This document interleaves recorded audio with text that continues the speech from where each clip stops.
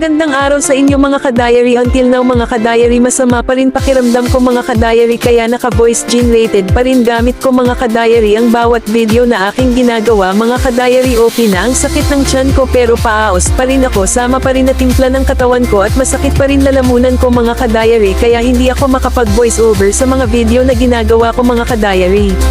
Pero pag okay na ko mga ka-diary, babalitaan ko kayo mga ka-diary sa post dito sa ating channel mga ka-diary. Salamat sa pangunawa ninyo mga ka-diary.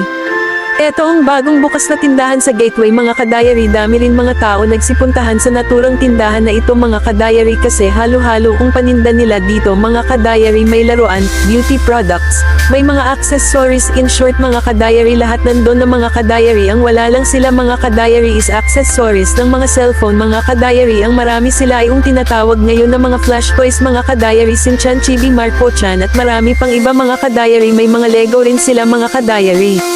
Meron din mga item na may promo sa naturang store na ito mga ka-diary.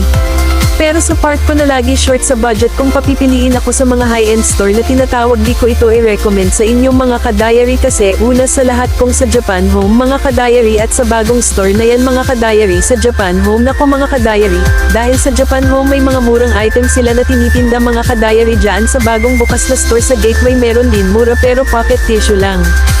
Pero sa lugar sobrang ganda talaga ng lugar mga ka-diary. May area sila doon na pwede magpa-picture mga ka-diary. Yun lang ang kagandahan sa naturang lugar na iyon mga ka-diary. Bakit ko gusto i-share sa inyo ang naturang store na ito? Kasi nga mga ka-diary, every time na dumadaan ako sa naturang store na yan, daming mga tao na pumupunta, estudyante, mga bata.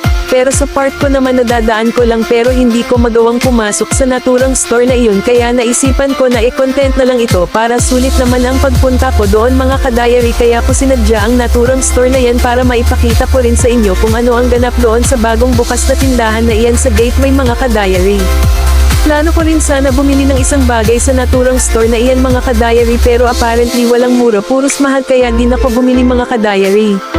Umikot lang ako ng konti sa store na yan mga ka-diary, tapos kumain lang ako sa McDonald's, then umuwi na rin ako mga ka-diary.